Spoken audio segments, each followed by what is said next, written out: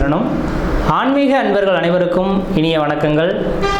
நம்ம இந்த வீடியோ மூலமாக 2025ஆம் ஆண்டிற்கான செப்டம்பர் மாத ராசி பலன்களை பார்க்க இருக்கிறோம். இந்த செப்டம்பர் மாத ராசி பலன்களை பார்ப்பதற்கு முன்பாக இந்த செப்டம்பர் மாத காலகட்டத்தில் நடக்கக்கூடிய முக்கியமான நிகழ்வுகளை தனி வீடியோ தொகுப்பில் கொடுக்கலாம் அப்படின்ற நோக்கத்தோடு இந்த வீடியோ தொகுப்பை பொது மக்களுக்காக அனைத்து ராசிக்காரர்களுக்கும் பொதுவான பலன்களாக இந்த விளக்கத்தை தனி வீடியோவாக கொடுக்கலாம் அப்படின்னு நினைக்கிறேன்.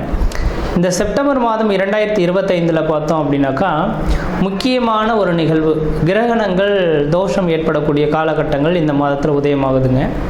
அதாவது கிரகண காலகட்டங்கள் அப்படின்னு பார்த்தீங்கன்னா செப்டம்பர் மாதம் 7ஆம் தேதி அன்று பார்த்திங்கனாக்கா சந்திர கிரகணம் நிகழ இருக்குது.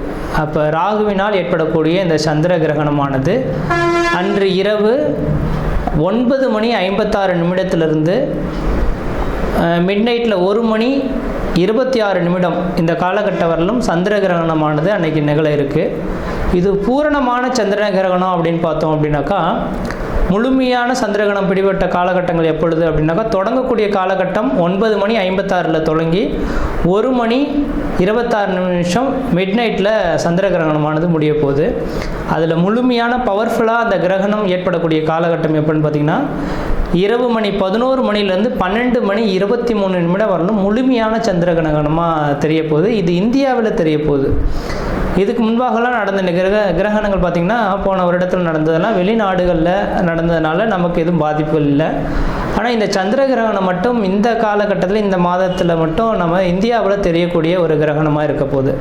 அப்போ இந்தியாவில் நடக்கக்கூடிய இந்த கிரகணமாக இருக்கிறதுனால பொதுமக்கள்கள் கொஞ்சம் கவனமாக இருக்கக்கூடிய ஒரு காலகட்டங்கள் அப்படின்ற சொல்லலாம். எப்போல்லாம் கிரகண தோஷங்கள் ஏற்பட போகுதோ, எந்த இடத்தில் நிகழுதோ, அதாவது எந்த நாடுகளில் நிகழுதோ அந்த நாடுகளுக்கு ஒரு சில பாதிப்புகள் வரும்னு இருக்குதுங்க. அப்போ ராகு பகவான் கும்பத்தில் நின்று கும்பத்தில் இருக்கக்கூடிய ராகுவோட சந்திரன் இருந்து ராகு கிரகஸ்த சந்திர கிரகணமாக இந்த வருடம் செப்டம்பர் மாதம் 7ஆம் தேதி தொடங்க போகுது. இது பொதுமக்களுக்கு ஒரு சில பாதிப்புகளையும் கொடுக்கும், ஒரு சில நட்சத்திரங்களுக்கு யோகங்களும் கொடுக்க போகுது. அதில் முக்கியமாக பார்த்திங்கன்னா கர்ப்பிணி பெண்கள், இந்த கர்ப்பிணி பெண்கள் இந்த நேர காலகட்டத்தில் கண்டிப்பாக வீட்டை விட்டு வெளியே வராமல் இருக்கிறது நல்லாயிருக்கும். சந்திர கிரகணம் இரவு நேரத்தில் நடைபெறதுனால பெரிய லெவலில் பாதிப்புகள் இருக்காது மக்களுக்கு. ஏன்னா அந்த நேரத்தில் மக்கள் அனைவருமே வீட்டு உள்ளதாக இருக்கும். முக்கியமாக இந்த நேரத்தில் கர்ப்பிணி பெண்கள் மிக மிக மிக கவனமாக இருக்கக்கூடிய காலகட்டங்கள். இந்த கிரகண தோஷங்களில் கொஞ்சம் வெளியில் வந்து சுற்றி உலாவணும், அந்த கிரகணத்தை பார்க்கணும் அப்படின்ற மாதிரி கர்ப்பிணி பெண்கள் மட்டும் நினைக்கிறாங்க அப்படின்னாக்கா அதோட கதிர்வீச்சு அதிகமாக இருக்கிறதுனால பிறக்கக்கூடிய குழந்தைகளுக்கு ஒரு சில பாதிப்புகளை கொடுக்கலாம். அதனால் அந்த கர்ப்பிணி பெண்களுக்காகவே இந்த வீடியோ கொடுக்கணுன்ற நோக்கத்தோடு நான் இந்த வீடியோவை தொகுப்பை கொடுக்குறேன். அப்போ அந்த கர்ப்பிணி பெண்கள் தெளிவாக சொல்ல விரும்புகிறேங்க, அன்று பகல் அந்த கிரகண தோஷங்கள் ஏற்படுவதற்கு முன்பாக, அதாவது 10 மணிக்கு 9 மணி 56 நிமிடத்துக்கு தொடங்க இருக்குது, 10 மணிக்கு தொடங்குறதாவே எடுத்துங்களேன். அப்போ அதிலிருந்து 4 மணி நேர காலகட்டங்கள் முன்பாகவே உணவை எடுத்துக்கொள்கிறதா சிறப்பை தரும். அப்போ அந்த நேரத்தில் மட்டும் கொஞ்சம் முடிஞ்ச அளவுக்கு பார்த்துக்குங்க. தண்ணி வந்து அருந்தலாம், அந்த தண்ணியில் தர்பை புல் போட்டுட்டு நீங்கள் வச்சுக்கிறது நல்லாயிருக்கும். அதாவது சொல்லப்போனால் அன்று சாயந்தரம் சூரியன் அஸ்தமனம் ஆகிறதுக்கு முன்பாகவே அந்த கர்ப்பிணி பெண்கள் மற்ற எல்லாருமே உணவை வந்து அருந்திடுறது சிறப்பாக இருக்கும். அதுக்கு 6 மணிக்கு பிறகு பார்த்தீங்க அப்படின்னாக்கா உணவு சாப்பிடக்கூடாது. அப்போ சாப்பிட்டோம் அப்படின்னாக்கா செரிமான பிரச்சனைகள் ஏற்படலாம். இது சந்திரனால் ஏற்படுறதுனால உணவு சம்மந்தப்பட்ட உணவினால தான் பாதிப்புகள் அதிகமாக வரதுக்கு வாய்ப்புகள் இருக்குது. அதனால் 6 மணிக்கு பிறகு எந்த ஒரு உணவுப் பொருட்களும் நீங்கள் எடுத்துக்கொள்ளக்கூடாது. அடுத்து தண்ணீர் மட்டும் வேணால் தாகம் இருந்தால் அதை தர்பை புல்லை மட்டும் போட்டு வச்சுட்டு அந்த தண்ணியை மட்டும் பயன்படுத்திக்கலாம் அப்போது தேவை இருந்தால் மட்டும். இல்லையேல் அந்த அன்றைய நைட்டு முழுவதும் கொஞ்சம் முடிஞ்ச அளவுக்கு எல்லா உணவுப் பொருட்களையும் தவிர்த்து கொள்வது சிறப்பை தருன்ற விதிங்க. வெளியில் வந்து சுற்றி உலாவறதை கொஞ்சம் குறைச்சி கொள்வது சிறப்பை தரும். அனைத்து மக்கள்களுமே தெளிவாக சொல்ல வரேங்க. எல்லாருமே இப்போ வந்து நவீன காலங்கள் வந்துருச்சு இல்லைங்களா. இப்போ சந்திர கிரகணத்தை பார்க்கணும் அப்படின்ற நோக்கத்தோட மக்கள் பார்த்தோம் அப்படின்னாக்கா அந்த வீடியோ தொகுப்புலாம் கொடுத்துருப்பாங்க, சென்னையெல்லாம் ஏற்பாடு செய்திருப்பாங்க, பார்க்க இருப்பாங்க. அது முடிஞ்ச அளவுக்கு பார்த்தீங்க அப்படின்னாக்கா நான் குறிப்பிட்ட நட்சத்திரக்காரங்கள் மட்டும் அந்த மாதிரியான தொகுப்புகளுக்கு போகாமல் இருக்கிறது தான் விசேஷத்தை கொடுக்கும். அதாவது கும்ப வீட்டில் நடக்க இருக்குது.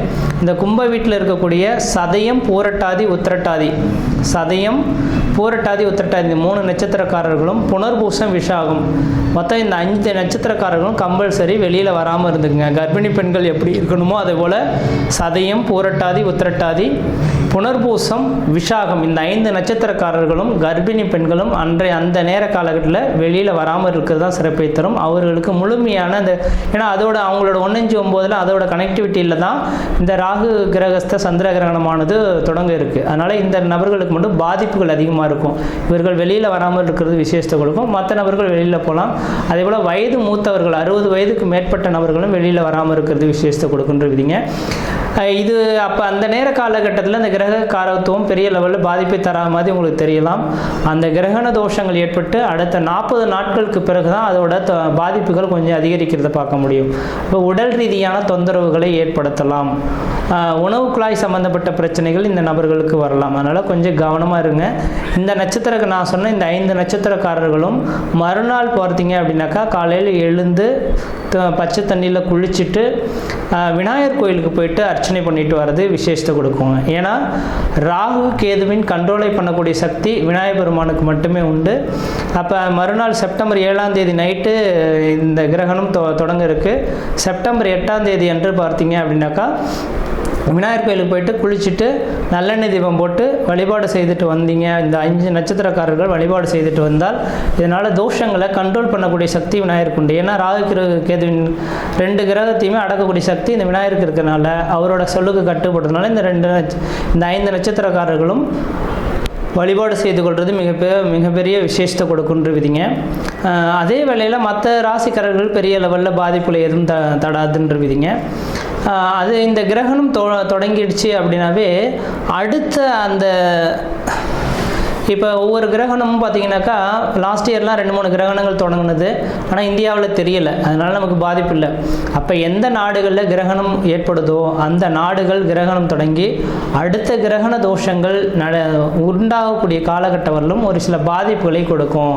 அப்போ ராகுவினால் இந்த நேரத்தில் தொடங்கிறதுனால கடல் சீற்றங்கள், ஏன்னா சந்திரனோட அமைப்பில் இருக்கனால நீர் சம்பந்தப்பட்ட விஷயங்கள் கடல் சீற்றங்கள் ஏற்படலாம். அதாவது கடல் அலைகள் பூகம்பங்கள் ஏற்படக்கூடிய விஷயங்கள். அதே போல் பார்த்திங்கனாக்கா அந்த நெருப்பினால் பாதிப்பு, விமான விபத்துக்கள், இது மாதிரியான ஒரு சில பாதிப்புகள் ஏற்படுத்துறதுக்கான வாய்ப்புகள் உண்டு. மக்கள் அதுக்கு பின்னர் பார்த்தீங்க அப்படின்னாக்கா முக்கியமாக அடுத்ததாக மழை காலங்களும் தொடங்க இருக்குது இல்லைங்களா. அப்போ மழை காலங்களில் பார்த்திங்கனாக்கா நவீனமான ஒரு நோய் உருவாகிறதுக்கான வாய்ப்புகள் உண்டு. நோய் தொந்தரவுகள் மக்களுக்கு வரதுக்கான இந்த கிரகண தோஷத்தினால மக்களுக்கு அதிகப்படியான நோய் தொந்தரவுகள் ஏற்படலாம். நீரினால் பரவக்கூடிய நோய்கள் அதிகமாக உருவாகிறதுக்கான வாய்ப்பு உண்டு. அப்போ மழை காலங்களில் மக்கள் குடி தண்ணீர்களை சுத்தமாக வச்சுக்கணும்.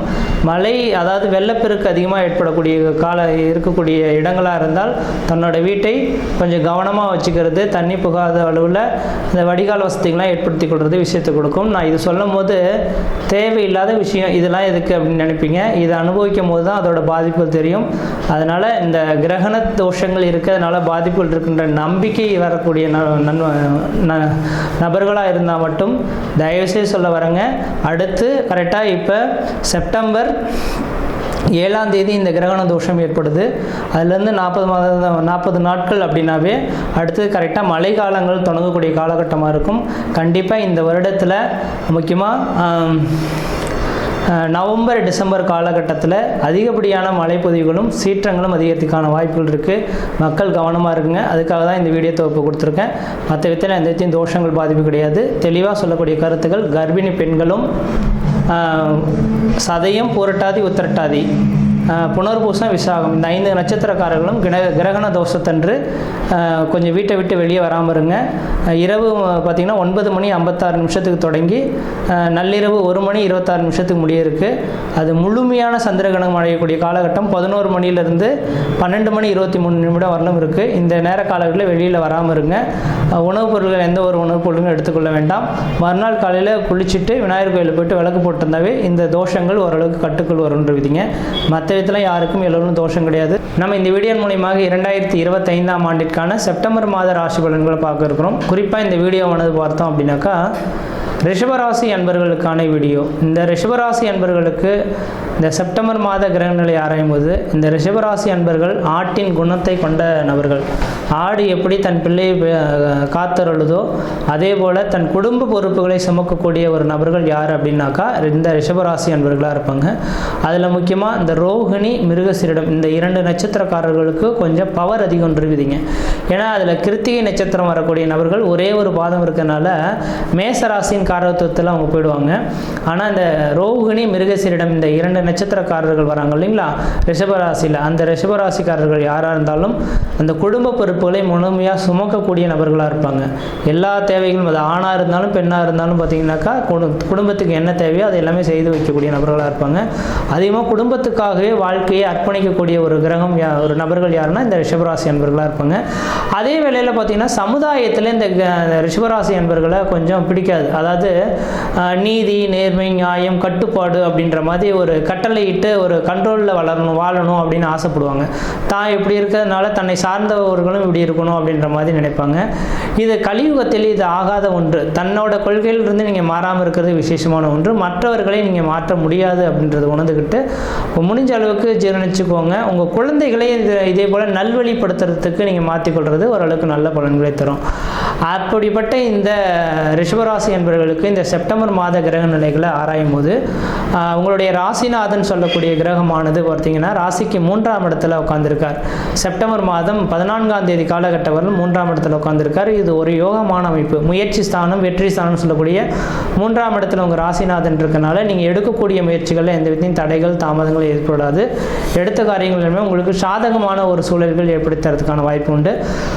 செப்டம்பர் மாதம் 14ஆம் தேதி காலகட்டத்துக்கு பிறகு பார்த்தோம் அப்படின்னாக்கா 4ஆம் இடத்துக்கு சுகஸ்தானத்துக்கு செல்ல இருக்கிறார். அப்போ 4ஆம் இடத்துல சுகஸ்தானத்துக்கு செல்வது விசேஷமான ஒன்று தான்.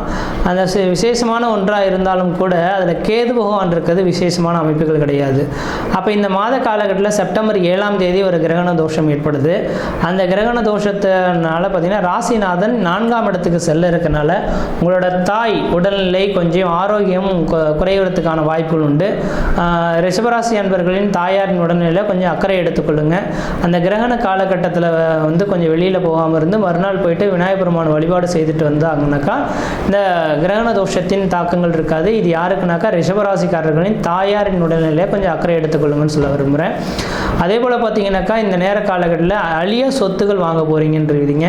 வீடு மனை வாசல் திருத்தி அமைக்கிறதுக்கும் வீடு மனை வாசல் கட்டுவதற்குமான ஒரு யோகமாக உருவாக போகுது. செப்டம்பர் மாதம் 14ஆம் தேதிக்கு பிறகு இந்த அமைப்புகள் உருவாக போகுதுங்க. அப்போ செப்டம்பர் மாதம் 14ஆம் தேதியிலேருந்து இந்த மாதம் முடியக்கூடிய காலகட்டம் வரலும் நிலம் டாக்குமெண்ட் சம்மந்தப்பட்ட விஷயங்கள் உங்களுக்கு ஒரு மிகப்பெரிய ஒரு வளர்ச்சிகளை தரக்கூடிய ஒரு காலகட்டமாக இருந்துகிட்ருக்கு அப்படின்றீங்க. அடுத்ததாக பார்த்தோம் அப்படின்னாக்கா இந்த சூரிய பகவான் உங்களோட ராசிக்கு 5ஆம் இடத்துக்கு செல்ல இருக்கிறார். எப்பொழுது? செப்டம்பர் மாதம் 17ஆம் தேதி என்று. அப்போ சூரியனும் புதனும் சேர்ந்து 5ஆம் அதிபதி 5ஆம் இடத்தோட ஆட்சி உச்சபலம் பெற்று சூரியன் புதன் நிமுன யோகம் பெற்று இருக்கனால உங்களுக்கு சமுதாயத்தில் மதிப்பு, மரியாதை, கௌரவம், அந்தஸ்து, புகழ் உருவாகக்கூடிய காலகட்டம் உருவாகக்கூடுது. நீங்கள் யார் அப்படின்றது இந்த நேர காலகட்டத்தில் முத்திரை பதிக்கக்கூடிய ஒரு காலகட்டமாக இருக்க போதுங்க. ஏன் என்ன காரணம்னாக்கா குடும்பஸ்தானத்தில் குரு உட்காந்துருக்கார். 5ஆம் அதிபதி 5ஆம் இடத்தில் ஆட்சி பலமும் உச்சபலமும் பெற்று சூரியனோட சேர்ந்து இருக்கக்கூடிய காலகட்டத்தில் உங்களுக்கு மதிப்பு, மரியாதை, கௌரவம் கிடைக்கக்கூடிய காலகட்டம் உருவாக போதுங்க. குழந்தை பேர் இல்லையேன்னு காத்திருக்கக்கூடிய நபர்கள் குழந்தை பேர் உருவாகலாம். குழந்தை பேர் பெற்றெடுத்த நபர்கள் குழந்தை செல்வத்தினால உங்களுக்கு மதிப்பு, மரியாதை, கௌரவம் ஏற்படலாம். உங்களோட குழந்தைகள் யாரும் அரசு உத்தியோகத்துக்காக முயற்சி எடுத்துட்டு இருக்காங்க அப்படின்னாக்கா கண்டிப்பாக இந்த காலகட்டத்தில் அரசு உத்தியோகம் உங்களோட வீட்டின் வாயில்கிறதே உங்கள் குழந்தைகளுக்கு கிடைக்கிறதுக்கான, பிள்ளைகளுக்கு கிடைக்கிறதுக்கான வாய்ப்புகள் இருக்கிறத பார்க்க முடியுதுங்க. அடுத்ததாக பார்த்தோம் அப்படின்னாக்கா உங்களோட ராசிக்கு 8ஆம் அதிபதி அஷ்டமஸ்தானாதிபதி அஷ்டமஸ்தானத்தை பார்க்கறதுனால இந்த ரிஷபராசி அன்பர்களுக்கு நீண்ட ஆயுளுடைய ஒரு காலகட்டமாக இருக்க போகுது. ஒருவேளை 60 வயதுக்கு மேற்பட்ட நபர்களாக இருக்காங்க, உடல் ரீதியாக பாதிக்கப்பட்டு கொஞ்சம் மருத்துவமனையில் இருக்காங்க அப்படின்னாக்கா கண்டிப்பாக இந்த நேர காலகட்டத்தில் உங்களுக்கு உடல் ஆரோக்கியம் தெளிவடைய போது உடல் பிரச்சனையிலேருந்து மீண்டு வர போகிறீங்க. உங்களுக்கு எந்த விதத்திலும் உடல் பாதிப்புகள் எதுவும் ஏற்பட போகிறதுக்கான வாய்ப்புகள் கிடையாதுன்றீங்க. அடுத்து 11ஆம் இடத்துல இந்த சனி பகவான் உட்கார்ந்துருக்கிறது நீண்ட ஆயுள் கொடுக்கறது மட்டும் இல்லாமல் நிறைந்த செல்வங்களும் போட்டித் தேர்வுகளை வெற்றி பெறக்கூடிய காலகட்டமும் சொந்த தொழிலில் கொடிகட்டி பறக்கக்கூடிய அமைப்புகளும் என்றைக்கோ செய்த உதவிகள் இந்த நேர காலகட்டத்தில் உங்களை தேடி வர்றதுக்கான ஒரு காலகட்டமாக இந்த மாத காலகட்டமானது இருக்க போதுங்க. அப்போ ரிஷபராசி என்பவர்களுக்கு இந்த மாத காலகட்டம் வரலுமே ஓரளவுக்கு வளர்ச்சிக்கான காலகட்டமாக இருக்குது. நீங்கள் நீங்கள் எது செய்தாலும் தொட்டதெல்லாம் தொடங்கக்கூடிய காலகட்டங்கள், நினைச்சதெல்லாம் சாதனை பண்ணக்கூடிய காலகட்டங்கள், குடும்பத்தில் ஒரு சுப நிகழ்வுகளும் சுபகாரியங்களும், அழியா சொத்து சேர்க்கையும், வீடு மனை வாசல் வாங்குவது, கட்டுவது, குடிபெயர்வது, குலதெய்வத்துக்கு செய்ய வேண்டிய சடங்குகள் செய்கிறது, இது மாதிரியான சுப நிகழ்வுகள் செய்யறதுக்கான வாய்ப்புகள் உண்டு. பிள்ளை செல்வத்தினால மகிழ்ச்சி அடைய போகிறீங்க. குழந்தை இல்லாதவர்கள் குழந்தைகளும், திருமணமாகாத நபர்கள் திருமணமும் கைகூடி வரதுக்கான வாய்ப்புகள் இருக்க போது. அதே வேளையில் பார்த்தோம் அப்படின்னாக்கா தாயாரின் உடல்நிலை மட்டும் அக்கறை எடுத்துக்கொள்ளுங்க. கிரகண நாட்கள் செப்டம்பர் 7ஆம் தேதி அன்று இரவு 9:56 தொடங்கி 1:26 முடியறதுனால அந்த நேரத்தில் தன் தாயாரை மட்டும் வீட்டை விட்டு வெளியே வராமல் பார்த்து கொண்டால் போதுமானது. மறுநாள் விநாயகர் கோயிலுக்கு போயிட்டு ஒரு அர்ச்சனை பண்ணிட்டு வருது ஒரு மிகப்பெரிய விசேஷத்தை கொடுக்கின்றீங்க. மற்ற விதத்தில் உங்களுக்கு எந்த விதத்தையும் தோஷங்கள் பாதிப்பு கிடையாது. சீரும் சிறப்புமாக இருப்பீங்க, நலமாக இருப்பீங்க. நன்றி, வணக்கம்.